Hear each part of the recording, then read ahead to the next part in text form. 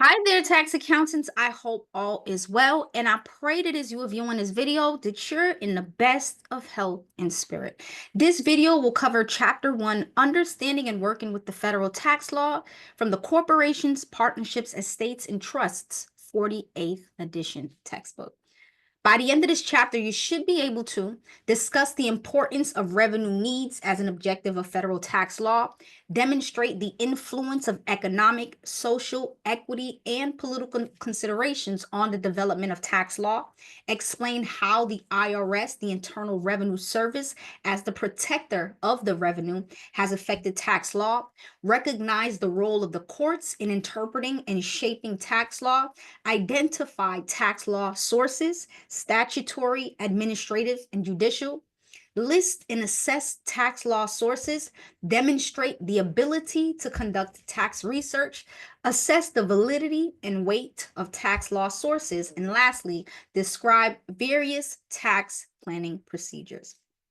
So we start off with Unit 1, the whys of the tax law. So as we know, the federal tax law, it's the vehicle for accomplishing the many objectives of the nation. Again, as it relates to federal tax law, one of the key reasons why there's taxes in place and enforced is to essentially, obviously, generate revenue, raising revenue, essentially. However, there are also other considerations. As we see, there's economic considerations, social, equity, and political. As far as raising the revenue, again, it's the primary function of the tax system. And in a perfect world, obviously, the taxes that's raised by the government, it would equal the expenses incurred. But unfortunately, that is not the case. So presently, the federal government's annual revenues, it totals about 4.9 trillion. However, the expenses, the annual expenditures for the government is about 6.3 trillion. So therefore, obviously, there's a deficit.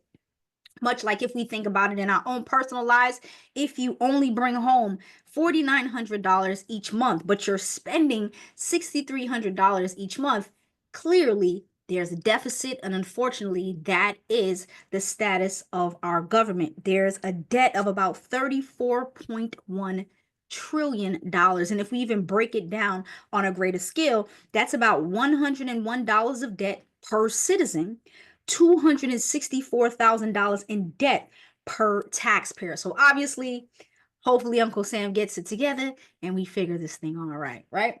But the concept of revenue neutrality, it helps to guide the enacting of tax legislation. So whenever Congress essentially enacts tax legislation, one of the things that they want to ensure is, as we see on the slide, revenue neutrality. So what that simply means is that any changes to the tax law, it doesn't necessarily increase the net revenue received by the government, and at the same time, it doesn't necessarily decrease the net revenues received by the government. So with that said, whenever there's revenue neutrality, sometimes there's going to be winners. There's people that are going to benefit from the new tax legislation, and then there's going to be some people who suffer. So a really great insight to this is with the increased standard deduction with the Tax Cuts and Jobs Act, there was a limitation on state and local taxes. So there's a limitation of $10,000. So think about people who live in a state where they pay a lot of state taxes. So myself, I live in New York, not just New York, but New York City, where we get hit with additional taxes. And then there's people who live in places like California, where there's a lot of taxes. So even if, let's say, as a high network earner, you have a salary of about 200,000, 300,000, maybe, even if you paid $40,000 in state and local taxes or state taxes for essentially, payroll, and that also factors in real estate taxes. So that also factors in how much you pay for your home, your property taxes. So unfortunately, even if that amount is $60,000, the maximum amount you can claim under the Tax Cuts and Jobs Act is $10,000. So that's, a person like myself who lives in New York, and I itemize for the most part, I'm a loser in such situation. But again, on the flip side of that, there was the increased standard deduction. Before, the tax law was a bit different. There were exemptions and things of that nature. So now individuals have an increased standard deduction. So those who take the standard deduction, they are the winners in that situation. So again, with the revenue neutrality, there is going to be a winner and there's going to be a loser. Next, we have these economic considerations. So using the tax system, they essentially want to also try to attempt to accomplish some economic objectives. And this generally, obviously, you make some changes to the Internal Revenue Code and it helps to control the economy and ultimately helping to encourage certain activities. So with an example here of controlling the economy, favorable depreciation deductions for the purchase of business property. So we have what's called Section 179, and we have bonus depreciation. So what that simply means is that if you're a business owner, you decide, hey, I want to purchase, equipment. Let's just say, well, I'll use an example. I have a client who essentially was a jeweler and he wanted to buy some new equipment. Generally, when you buy equipment, you would need to capitalize it. So what that simply means is that, let's just say, for sake of making it easy, the equipment costs $10,000. Based on the code, an equipment of that nature, you can write it off over 5 years. So what that simply means is that you pay $10,000 in year one, and it's going to take you 5 years to write it off. So you would claim $2,000 worth of depreciation each year. For a business, they might look at it like, I want to get this equipment, but I don't get the benefit immediately. So they might decide, you know what, I'll hold off on getting the equipment maybe when there's a year where they have more revenue. But with Section 179, you can write off that entire $10,000 for the purchase of that equipment in the first year, making it more favorable, helps to control the economy. So what did that client do? Before December 31st, he went and he purchased the equipment. Actually was around $10,000 and he purchased the equipment. It also helps to encourage certain activities. So for example, research and development deductions as well as credits. It also helps to encourage certain industries. So, for example, there's a special tax treatment for agriculture activities, development of natural resources, railroad, and banking industries. And then there's also some ecological considerations, right? So, there's an objective why pollution control facilities, they can amortize over a 60-month period in comparison to 39-year period that's required for most business buildings, because obviously we know there's a lot that's going on with pollution. They want to make sure that we're taking care of the environment. So a pollution control facility, they get to amortize it over 5 years versus a regular building, which would take 39 years. So if I'm in the business of buying these large buildings to manufacture or produce whatever it is, I would think logically, hey, you know what? Let me ensure that this building can control the amount of pollution. Get a better write-off, right? And buildings aren't cheap. So obviously you would prefer to write it off over 5 years in comparison to 39, but obviously depending on the tax strategy, 39 years might be better. All depends. But for the most part, obviously helps to encourage certain industries. Lastly, we have encourage small businesses. So for example, there's an ordinary loss deduction on stock in a small business. So there's an encouragement, for small business development, because essentially if you're a shareholder in a small business corporation, you can take an ordinary deduction versus a capital loss deduction. So what that simply means, capital losses, those are limited to $3,000 per year. So for example's sake, let's say there's a capital loss of $9,000. Because there's a limitation, there's a cap of $3,000 capital loss deduction each year, it would take the taxpayer 3 years to write it off. 3,000 in year one, 3,000 in year two, and 3,000 in year three, assuming there's no other capital loss purchases or sales. On the other hand, when we factor in an ordinary loss, there's essentially no limitation for the most part. Obviously, there's some caveats to the tax law, but let's say it's a business loss, as we see here, loss on the deduction of stock, that $9,000 would be written off in the year of the loss. So that's the difference between capital losses and ordinary losses.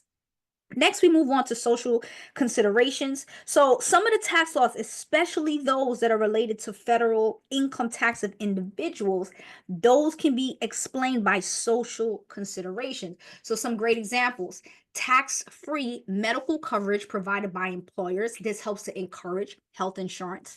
Tax benefits to encourage additional education and to encourage adoption. Deductions of contributions made to qualified charities to help encourage the funding of socially desirable programs by private individuals and companies. Because obviously, if a private institution isn't doing it and persons don't necessarily get the benefit, then who does it fall on? It'll fall on the government. So Uncle Sam is pretty strategic and smart. All right. So that's essentially why individuals, if they itemize, they get to claim charitable contributions. We have disallowed deductions for expenditures that go against public policy. So, for example, if there are illegal bribes, kickbacks, things of that nature, it's not allowed. Most premiums paid by an employer for group term insurance covering the life of the employee are not considered taxable. So these are social considerations. Next, we move on to equity considerations. So the concept of equity, right? What it simply means is fairness. Is this fair or is it not? So again, as I mentioned earlier with the Tax Cuts and Jobs Act, I might say, hey, this limitation on the state and local taxes of $10,000, this is not fair.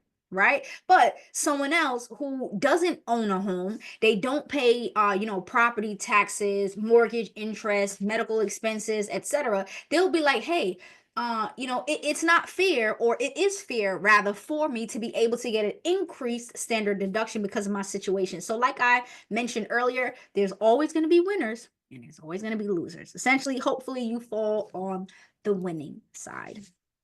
So the measure of equity is whether a tax is progressive. So with progressive taxes, this is essentially how individuals are taxed. So what this simply means is that the more money you make, the more taxes you pay. Next, we have regressive. And what this essentially means is that there's essentially like a cap, a limitation as it relates to these regressive taxes. So determination, it's ultimately made by calculating what's the percentage of the taxpayer's income that's used to pay the tax. So essentially, based on this, then equity, it's not necessarily what appears to be fair, quote unquote, or unfair to any individual taxpayer or a group of taxpayers. It is instead what the tax law recognizes, okay? It's what Uncle Sam recognizes as being equitable. So the concept of equity, it appears in tax provisions that help to, one, alleviate the effect of multiple taxation, such as the deduction for state and local taxes, but as we mentioned, it's limited. It might change. Tax Cuts and Jobs Act is set to expire in 2025. We shall see what happens.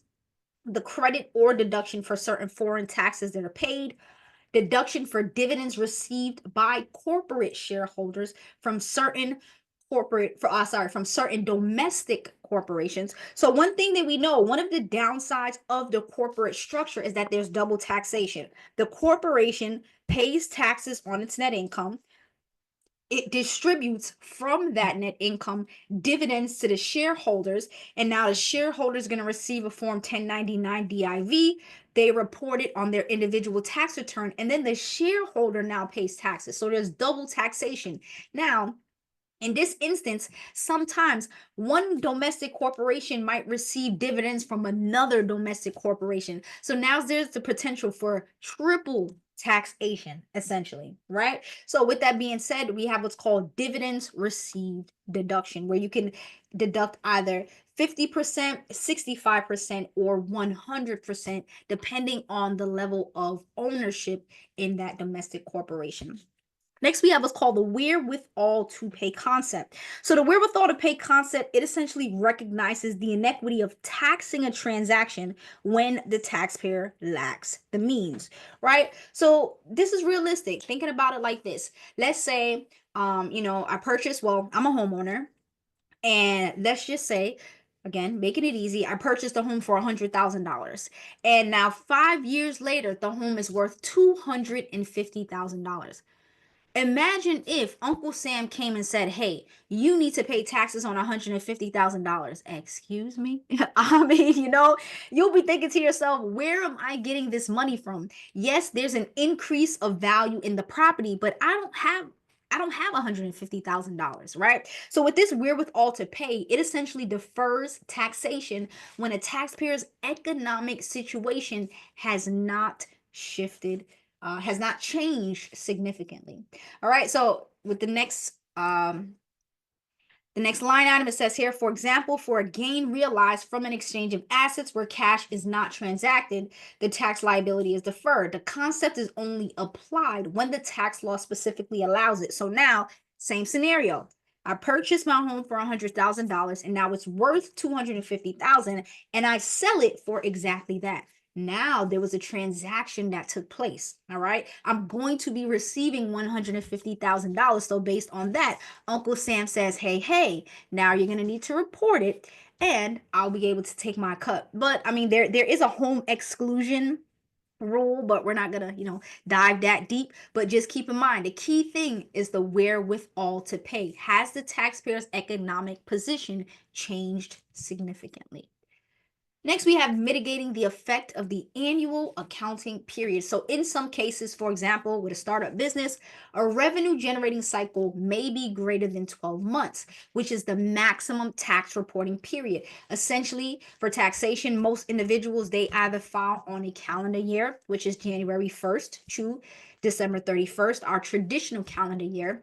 And then we have what's called a fiscal year. So the fiscal year is essentially any other 12-month period. So think about it from birthday to birthday. My birthday is July 19th. So from July 19th to July 19th, that is a 365 day, a 12-month period. That would be considered a fiscal year.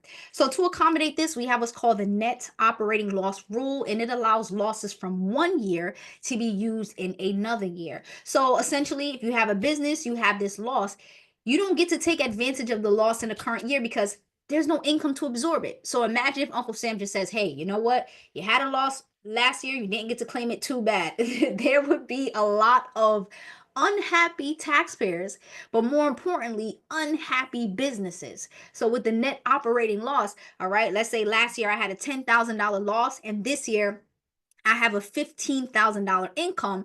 Now, because I get to offset that loss from last year, I'm only paying taxes on $5,000. So, this essentially helps to minimize the adverse impact of arbitrary reporting periods. Lastly, with the equity considerations, we have what's called coping with inflation because obviously we know, things change. So during periods of inflation, we have what's called bucket creep, and this can have an impact on those that are working because again, the nature of federal individual income tax is progressive. So what that simply means is that as it relates to inflation, inflation adjustments are made through indexation procedure. And if the earnings increase solely by the cost of living amount, then taxes will not be imposed at higher rates on the increase. So every year you file taxes, you'll see that there's an increased standard deduction amount and the wage brackets, those essentially increase as well. So the phase out ranges increase each year. And this is a part of the equity considerations. Next, we have political considerations. So, a very large segment of the federal tax law is made up of what we call statutory provisions. So, because these statutes they're enacted by Congress, there's some political considerations that influence the tax law. So, obviously, the effect of these politics on the tax law, they'll include special interest legislation, political expediency, which is a response to the public opinion. What is the public saying? What are they asking for? What are they demanding? Then we have the state and local government influences. As it relates to the influence of the Internal Revenue Service. So, the Internal Revenue Service, aka the IRS, they're the protector of the revenue. So, think of them like a security guard. So, the IRS, it exerts its influence in lots of areas in the tax law. So, again, they're the protector of the national revenue. So, the IRS, they're essentially an instrument in helping to secure the passage of legislation. They also want to make sure that they're closing the loopholes, right? Because tax avoidance is legal. If you legally use the Internal Revenue Code to avoid paying taxes, there's absolutely nothing wrong with that, right? So there, great example. There's an example in the tax law where if you are a self-employed individual, if you pay towards a self-employed retirement plan, which is called a SEP, in such case, you get to write off, get to deduct a portion of it, reduce your taxable income, etc. That's legal. So as a self-employed individual, you'll do some tax planning to say, hey, you know what? If I contribute this much to my self-employed retirement plan, I get to save XYZ in taxes. It's legal. But Uncle Sam don't play that. So whenever there's aggressive tax avoidance practices, Uncle Sam wants to make sure that they close those loopholes. So there's some laws passed by Congress that enables IRS to make adjustments based on the substance of a transaction. And if the taxpayer's method of accounting, if it doesn't clearly reflect income, then Congress allows the IRS to make the adjustment to the method of accounting for that taxpayer or that business.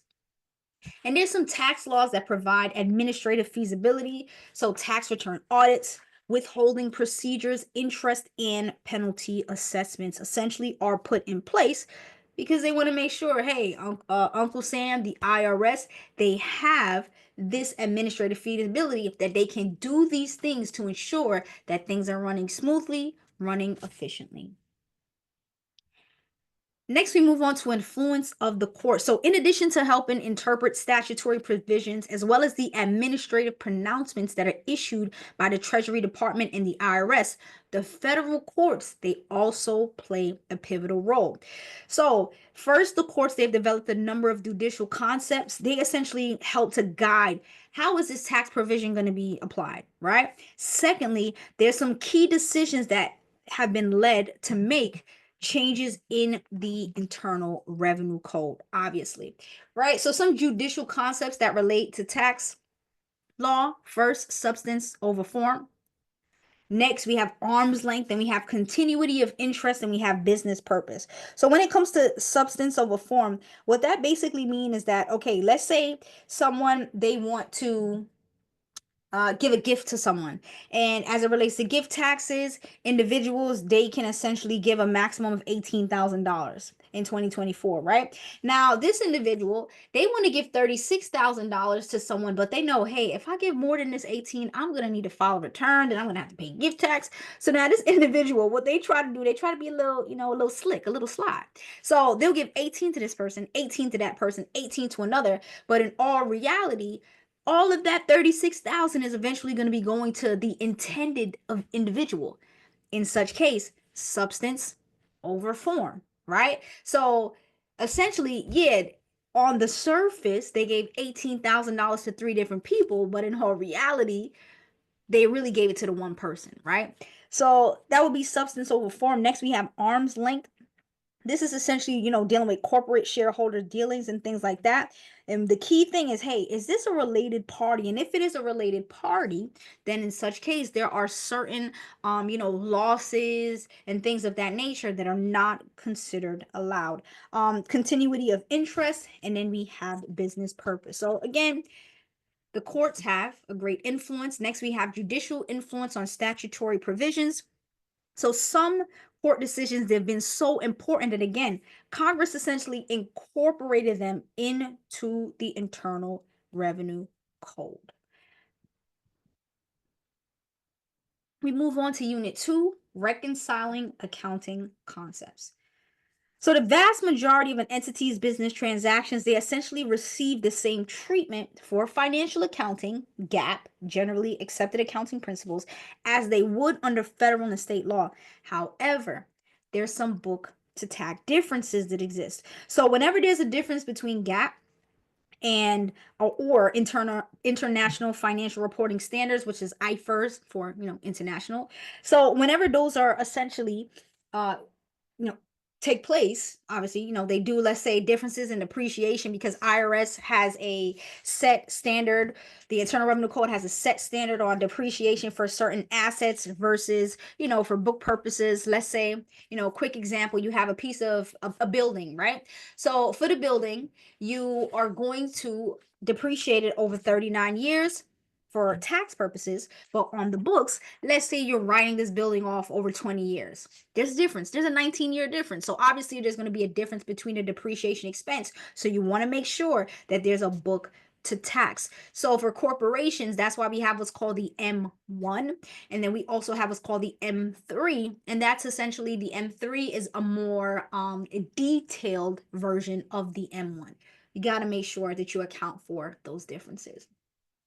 Next, we move on to Unit 3, working with the tax law, tax sources.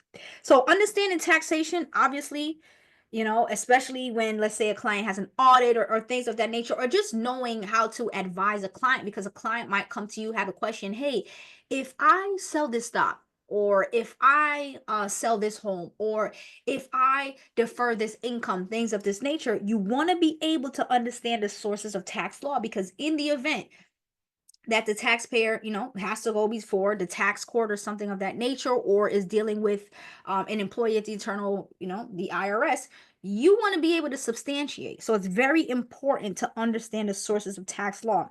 So these sources include, obviously, laws that are passed by Congress, and they are contained in the Internal Revenue Code.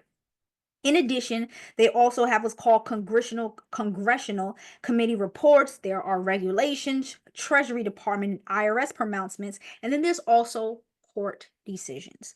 So as a result, we have what's called primary sources of tax law, and then we have what's called secondary sources of tax law. So as a result, the primary sources of tax law, it includes any information from our three branches of government.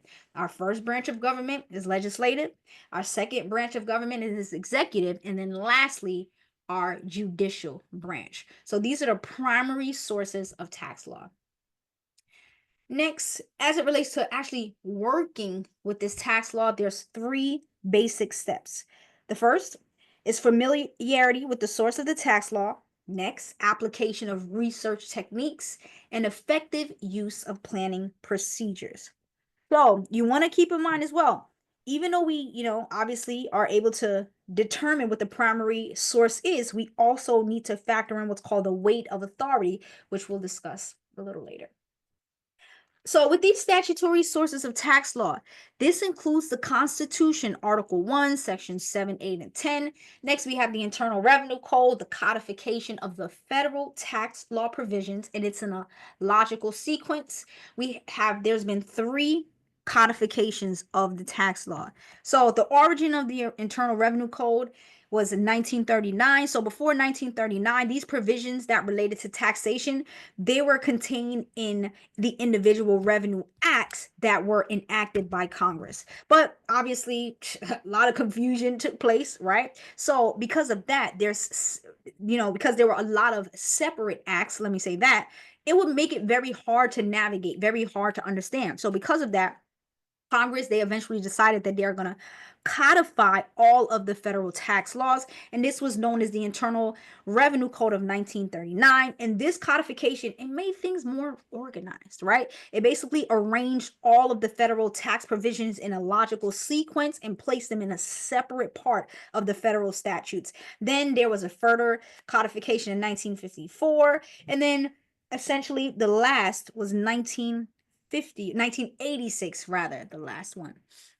All right, then they have some tax treaties. So this is essentially agreements between countries, and this helps to mitigate the double taxation of taxpayers that are subject to the tax laws of those countries. So these tax treaties, they definitely come into place whenever you are dealing with non-residents that are living here, because sometimes there are treaties. Individuals, they'll come over, they'll get a visa to go to school and things of that nature, or they'll work, they'll be sent to the US by their country. There are certain tax treaties whereby the income is not subjected to taxation in the US because the individual will pay taxes to their foreign home country.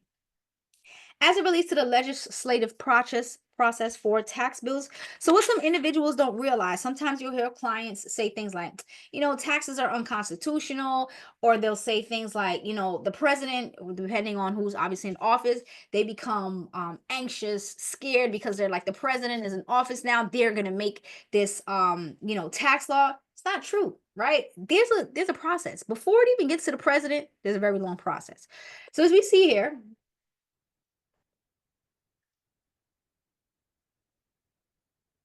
all right, let's go back. Give me a second.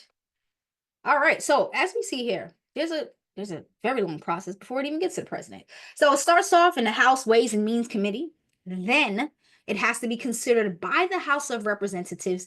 Then it has to be considered by the Senate Finance Committee. And obviously, as it is going through this process, it needs to receive a majority vote. Then it needs to be considered by the Senate. Then it goes to the Joint Conference Committee. If the House and Senate differ, if not, it goes to the House and Senate.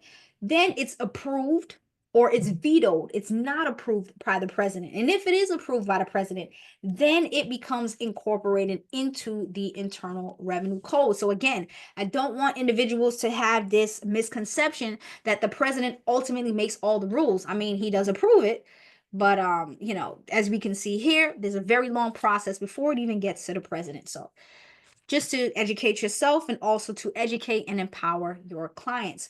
So here we have an example of compromise in the Joint Conference Committee process. So if there's a house version, let's say, obviously as mentioned in that previous slide where it said if there's a difference. So if there's a difference, obviously they need to come up with something that factors in, okay, well, what did the House say? What did the House version say? What did the Senate version say? And then they have a version that includes essentially, think of it like the independent third party, right? So if you're arguing with someone, I'm arguing, with someone else, and then there's this third, individual who is non-biased, right? So think of the Joint Conference Committee as that unbiased individual that would figure out how to make it work for both parties. Here we have the arrangement of the Internal Revenue Code. So as mentioned, it's codified and it is, in a proper format. So that way, if you needed to find something, let's say you needed to find something about itemized taxes or business deductions or anything of that nature, you can find it fairly quickly, right? Because of the way that it is organized. So here we have subtitle A, income taxes. We have the chapter, which would be normal taxes and surtaxes. Then for subchapter A, we have the determination of tax liability. Then it's broken down even farther. Part 1 is based on tax on individuals, which would cover sections 1 to 5, and for part 2, which would be tax on corporations, sections 11 to 12. So it makes it much easier for you. If I know that I'm trying to figure out the determination of tax liability for a corporation, there's no need for me to go to sections 1 through 5. So again, with the codification, it just made it so much easier to be able to find exactly what you are looking for in the Internal Revenue Code. So as it relates to citing the code, the double S's, this is the abbreviation for section. Then you have the section number. Then you have the subsection designation, the paragraph designation, and the subparagraph designation. So, obviously this formatting makes it much easier, but obviously it lets you know that it can be very, it can be a lot, obviously, right? So you definitely want to, again, get some familiarity with it. They have a lot of tax research softwares out there, as we'll see towards the ending of this PowerPoint. There are some softwares out there that make it a little easier. You put in a keyword, they'll give you a research or results rather that shows you the various sections in the code that has this keyword, and then you could have even take it a step further, filter it, things of that nature. Next, we move on to the administrative sources of tax law. So the administrative sources of the federal tax law, it includes the Treasury Department regulations, revenue rulings, revenue procedures, notices, as well as various other administrative pronouncements.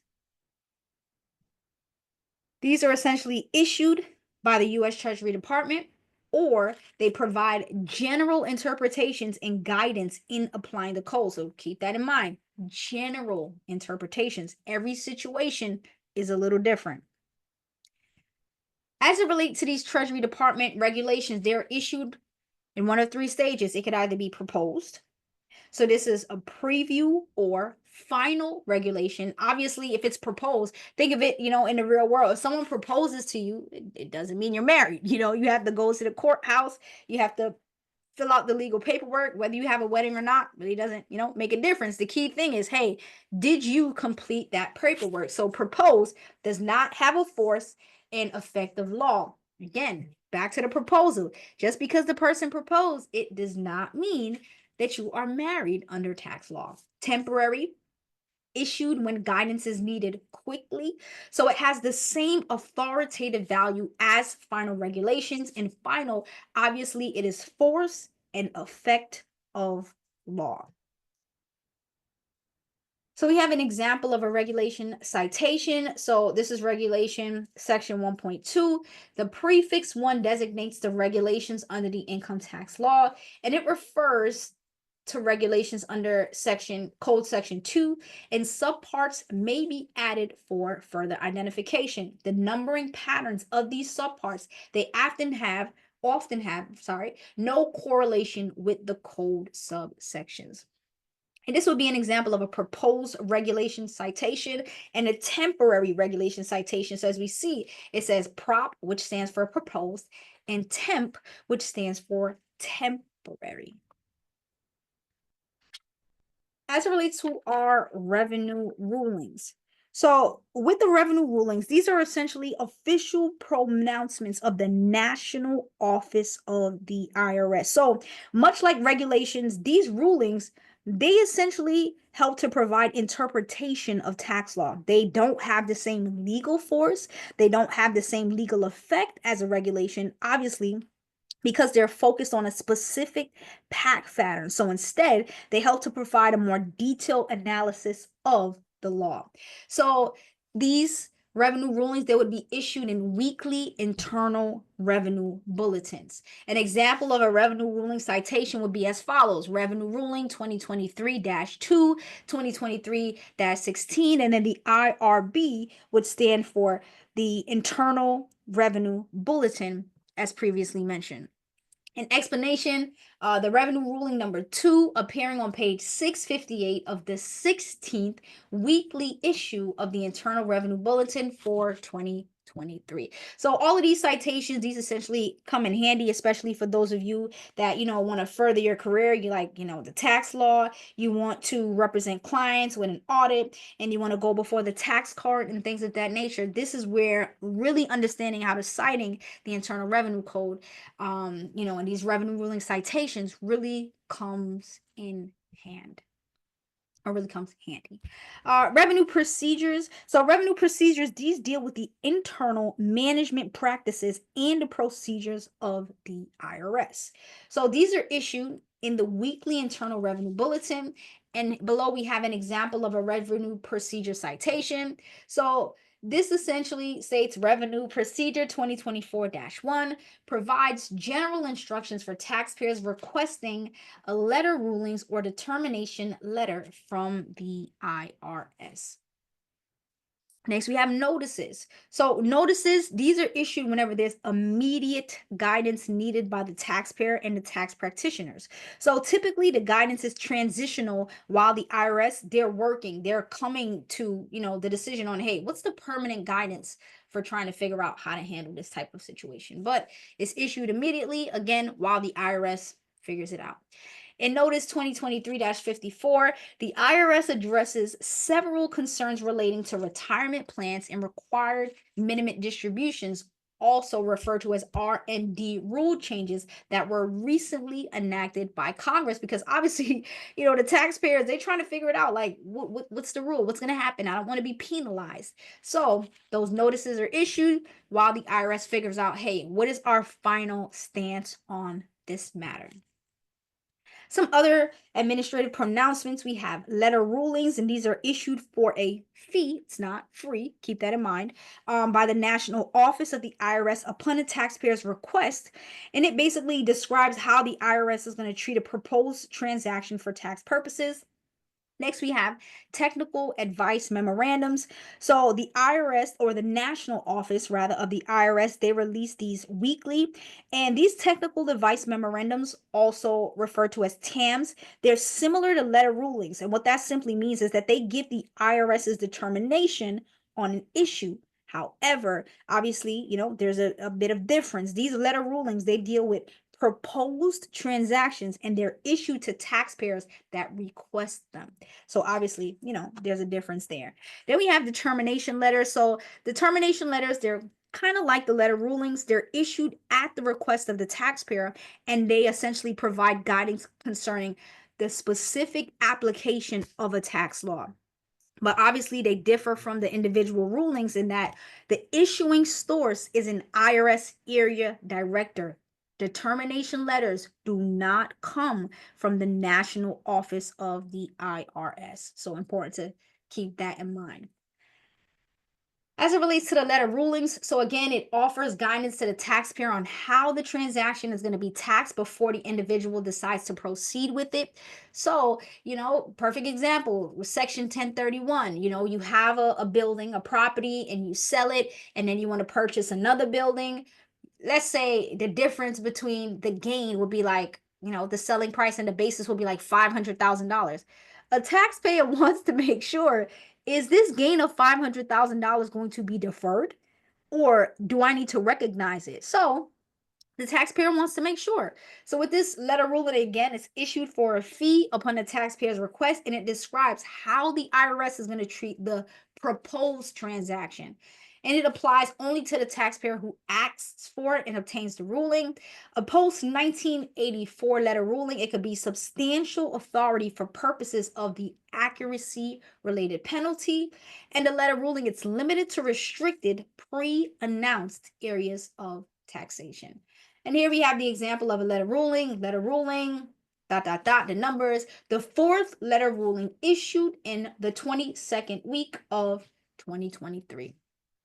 And then we have these technical memorandums. So again, these are released weekly by the National Office of the IRS. Similar to letter rulings, gives the IRS its determination. They deal with transactions that have already taken place. So that's the difference between a proposed transaction and a completed transaction. Proposed is like, hey, is it going to happen? Is it not? Just like if somebody proposes, there's no guarantee you'll get married. But once that marriage is completed and those papers are signed, it's a done deal, okay? And obviously it goes through a lot of nuance to undo what was done. So these TAMs, they deal with a completed transaction, and it's issued in response to questions that are raised by taxpayers or IRS field personnel during an audit. And then again, the determination letters is issued by the area director when the taxpayer requests this. It does not come from the National Office of the IRS. And this usually involves a completed transaction, one that has already happened. It's not published. It's made known only to the party that makes the request. Next, we have the federal judicial tax process. So in the event, let's say a taxpayer, they've exhausted all of their remedies, right, that are available within the IRS, but there's no satisfaction. They don't feel like, hey, I don't like the result. In such case, the individual, they can raise it in a tax court. So here we have with the federal judicial tax court, this is essentially how these things would work. So with the trial court, it's also known as a court of original jurisdiction. They'll initially hear the case appeal, and this could either be by the taxpayer, it could be by the IRS. And then from there, the taxpayer has a choice of 3 trial courts. They have what's called the district court, as we see here. We have the U.S. Court of Federal Claims, and then we have the U.S. Tax Court, essentially, all right? So there's like a very big process, and depending on how big the case is, it could even go to the U.S. Supreme Court. So really all depends on the case. So some judicial sources of tax law, there's 5 federal courts that have jurisdiction over tax disputes between the IRS and taxpayers. We have the U.S. Tax Court, the U.S. District Court, the U.S. Court of Federal Claims, the U.S. Court of Appeals, and we have the U.S. Supreme Court. The trial court is also known, as mentioned previously, as a court of original jurisdiction, and the taxpayer has a choice of 3 trial courts: the district court, the Court of Federal Claims, and the U.S. Tax Court. And then the small cases division, they only hear cases involving amounts of $50,000 or less. So there's some important terms to understand. The plaintiff is the party that's requesting action in a court, and then the defendant is the person that's, obviously defending themselves. It's the party against whom the suit is brought. And sometimes a court, they use the terms petitioner and respondent rather than plaintiff and defendant. So there's some differences between various trial courts, and it's based on the number of courts, all right, the number of judges, the location, the jurisdiction of the tax court and the district courts, the jurisdiction of the court of federal claims, the jury trial, payment of deficiency, appeals, great areas, etc. So there's some differences between the various trials. So next we have the federal judicial system. And then, there's some things here, obviously, some of the characteristics of the judicial system. And these are just some things just to, keep in mind. And again, essentially, as a tax professional, you don't have the right to practice law in court. However, there is an exam that you could take as a tax professional that does administer you to represent clients in the tax court. And this is where all of this information would obviously be necessary to understand. Next, we have what's called appellate courts. So a trial court, it can be appealed to the appropriate U.S. Court of Appeals. The 11 geographic circuits, this is, the circuit for the District of Columbia, Federal Circuit, etc. So it ultimately all depends on where this case originated, and that would ultimately determine where the court case would go. So appeals from a district court or tax court, they go to the U.S. Court of Appeals for the circuit based on where the taxpayer resides. Appeals from the Court of Federal Claims, they go to the Court of Appeals for the Federal Circuit. All courts must follow the decisions of the U.S. Supreme Court. The role of appellate courts is limited to a review of whether the trial court applied the proper law. As it relates to appealing from the tax court, so a national court that hears and decides cases from all parts of the country, they decide a case under a policy known as the Golson Rule. And the appeal to the Supreme Court is by the writ of certiorari. And it's only granted for those cases the Supreme Court wants to hear, and they only take a few every year. So it has to be a case that's really going to make a difference and really influence the Internal Revenue Code in some way. Next, we have the court's weights as precedents. So there's some presidential weight from high to low. Obviously, it's the Supreme Court, top head honcho. Then we have the Circuit Court of Appeals. Next, we have the Tax Court, regular. Then we have the U.S. Court of Federal Claims and U.S. District Court. The decisions of small cases division of tax court, they have no precedential value and they cannot be appealed. Next, we have tax court. So as it relates to the tax court, they issue 3 types of decisions. They issue what's called a regular decision, a memorandum decision, and summary opinions. So regular decisions, they involve novel issues that were not previously resolved by the tax court. And regular decisions, they are published by the U.S. government. So here we have an example of a temporary citation. And then here we have an example of a permanent citation. So we see the big difference between here is that the page number was left blank because obviously it's not known yet. But under the permanent citation, we have the page number now available. As it relates to these memorandum decisions, they deal with cases that involve only the application of an already established principle of law. And memorandum decisions, they're available on the U.S. Tax Court website. Summary opinions issued in small tax cases and may not be used as a precedent in any other case. Next, we have the memorandum decisions. They're published by both the Committee Clearinghouse, CCH, and the Research Institute of America. So consider, for example, there's 3 different ways that this case can be cited. So here we have, Nick R. Hughes. This is from a tax court memorandum. Nick R. Hughes. So essentially, depending on where it is being released, here we see it's of the CCH Tax Court Memorandum. This is for RIA, Research Institute of America. And obviously, for those that want to practice in tax court, it's important to understand this because it goes right back to citation. And if you think, for those that are in college, It's just like signing when you're writing a paper. You want to be able to give credit, or it helps to substantiate what you are writing. The exact same thing as it applies to the tax court. You want to cite the proper place, the proper source, because it substantiates your argument or substantiates your case. Next, we have district court, court of federal claims, and court of appeals. So the district court, court of federal claims, court of appeals, and Supreme Court decisions that deal with federal tax matters, they're reported in both CCH U.S. tax cases, referred to as USTC, and the RIA, American Federal Tax Report, the AFTR series. U.S. District Court decisions that deal with both tax and non-tax issues, they are published by West in the Federal Supplement, the FSUP series. So we have examples of district court decision citations. So we had Turner versus the U.S., Turner versus the U.S., and Turner versus the U.S., and we see the differences here. One is cited from CTH, the other is cited from RIA, and the other is cited from the West citation. And then here we just see the following illustrates the different ways the same decision from the Supreme Court can be cited. And obviously, is it from CCH, RIA? Is it from West? Is it from the U.S. Government Printing Office? Is it from the Lawyers Cooperative Publishing citation, right? So again, same thing being cited, it's just citing a little different depending on the source.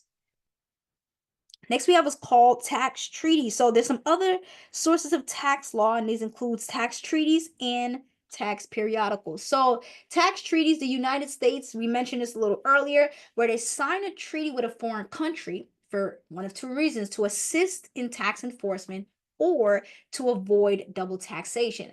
There's some bilateral agreements that are not codified in any one source, and these would be available from the IRS at the aforementioned URL. There's neither a tax law nor a tax treaty that takes legal precedence. So in the event that there's a direct conflict, then the most recent item is what will take precedence. Then we have tax periodicals.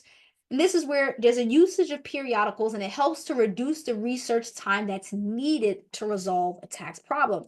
The article's relevance to the tax problem helps to provide the reference that's needed to locate the primary source of the tax rule that applies. So it would cite judicial decisions, regulations, as well as other IRS pronouncements. So obviously, we just looked at a mouthful.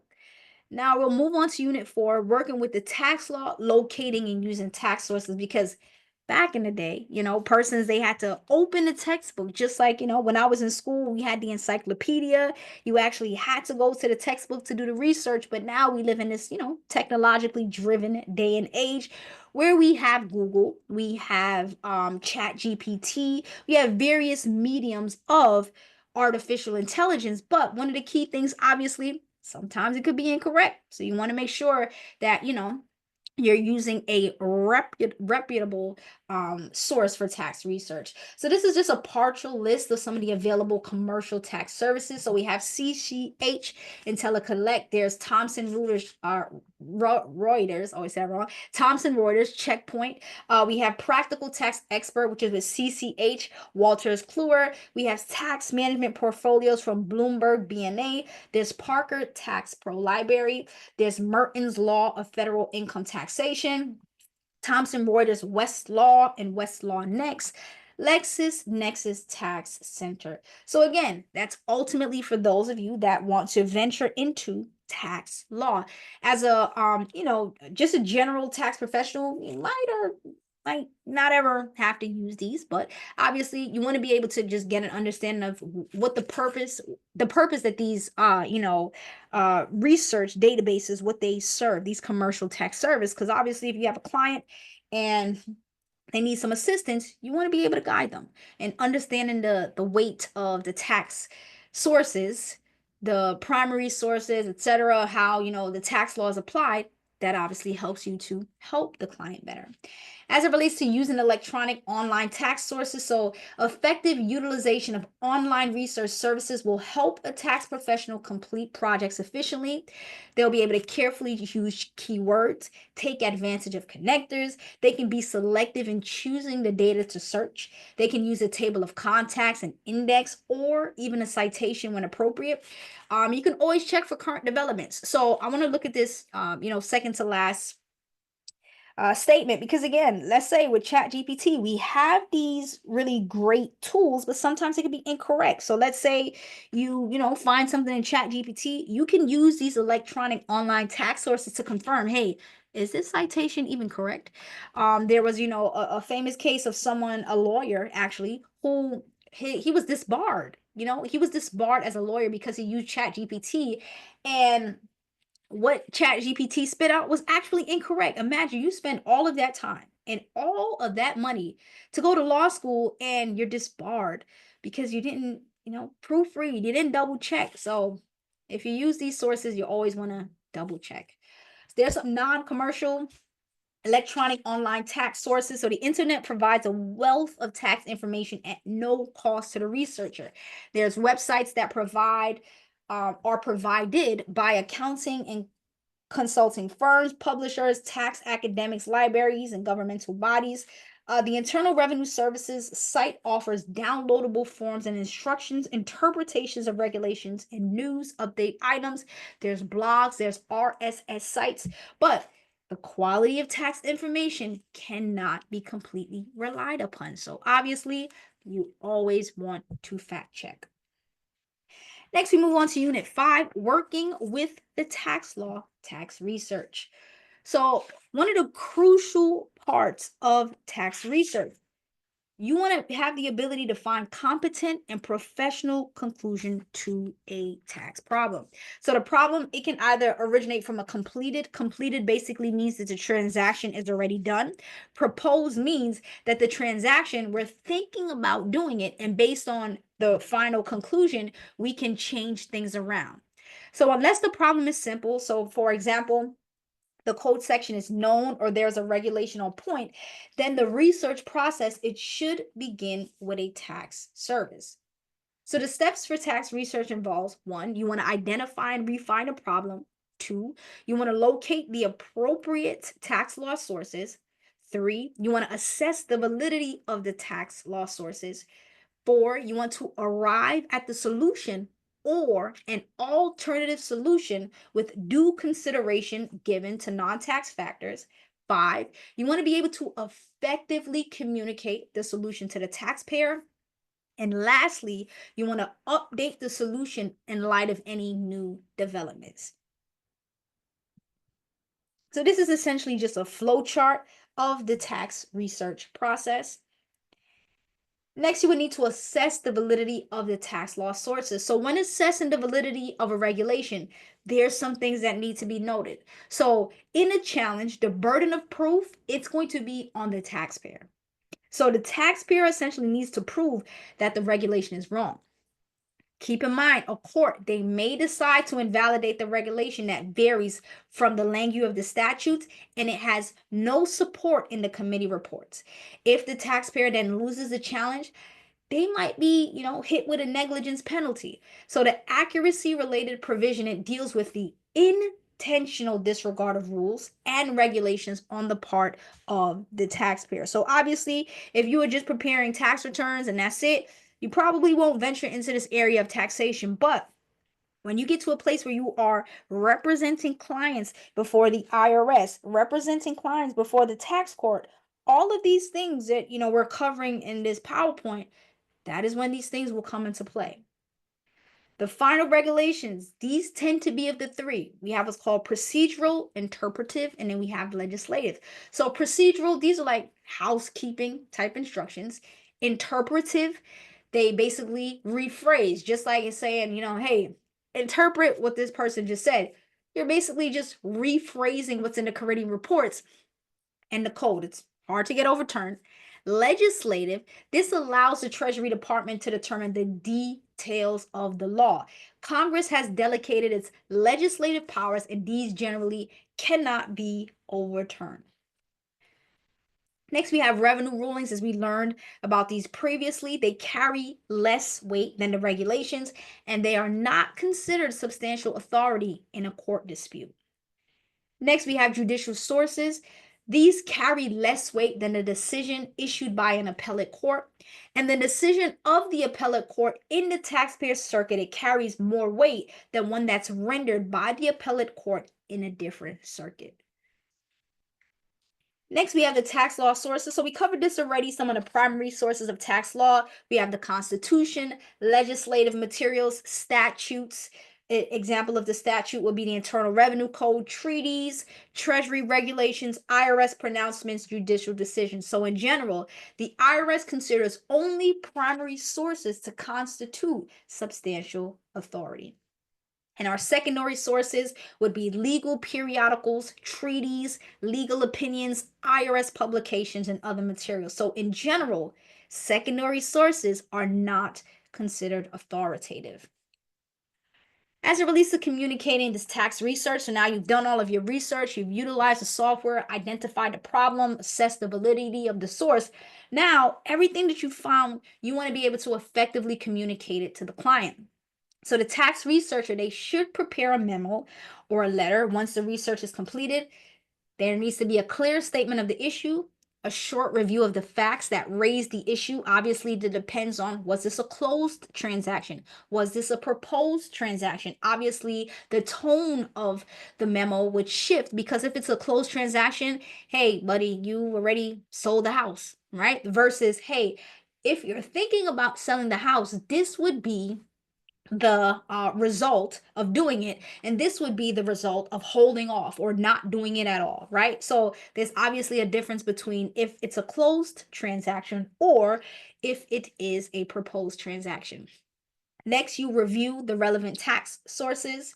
You made or you'll list the assumptions made in arriving at the solution recommended, and the logic or reasoning supporting it, and then the references consulted in the research process. And from there, the taxpayer will ultimately be able to make a decision or get a better understanding at the very least of what that transaction, whether closed or proposed, what the ultimate impact would be. Next, we have working with the tax law, tax planning. So obviously, this gives a great area of leverage for tax planning. So the primary purpose of effective tax planning is to maximize the taxpayer's after-tax wealth, right? As mentioned previously, tax avoidance, it is not illegal. It's legal. Aggressive tax avoidance, obviously, Uncle Sam isn't having that. But for the most part, the key thing is effective tax planning. You want to maximize the taxpayer's after-tax wealth. You want to minimize the tax liability. Some key things, however, they need to consider the legitimate business goals of the taxpayer. A secondary objective of effective tax planning, as mentioned, is to reduce, defer, or eliminate the tax. So tax avoidance versus tax evasion. Again, tax avoidance is the legal minimization of tax liabilities and the one goal of tax planning. Tax evasion, on the other hand, you'll end up going to jail probably, or facing some very hefty fines and penalties. Tax evasion is illegal minimization of tax liabilities. And this suggests the use of subterfuge and fraud as a means of tax minimization, and it can lead to fines and, as mentioned, jail, right? If you like the color orange, hey, do your thing, right? You could choose the business entity with the desired tax attributes. So for an individual that's deciding to start a business, they'll say, hey, should I register as a sole proprietor, partnership, S Corp, C Corporation? Hey, it all depends. Preserving formalities by generating and maintaining clear documentation obviously are crucial, and you want to act in a manner consistent with the intended objective. So this brings us to the end of Chapter 1, understanding and working with the federal tax law. So now that this lesson has ended, you should have learned to discuss the importance of revenue needs as an objective of the federal tax law. So obviously it is an objective, but it's not the only objective. We learned about the considerations, which were economic, social, equity, and political considerations on the development of tax law. We explained how the IRS, the Internal Revenue Service, is the protector of revenue and how it has affected tax law. We recognized the role of the courts in interpreting and shaping tax law. We identified the various tax law sources, if it's statutory, administrative, and judicial. We've listed and assessed the various tax law sources. We've demonstrated the ability to conduct tax research. We assessed the validity in the weight of tax law sources. We know we have primary sources, which essentially have a weight of authority, and we have secondary sources, which do not carry a weight of authority. And then lastly, describing the various tax planning procedures that are available to tax professionals. So again, this brings us to the end of chapter 1, understanding and working with the federal tax law.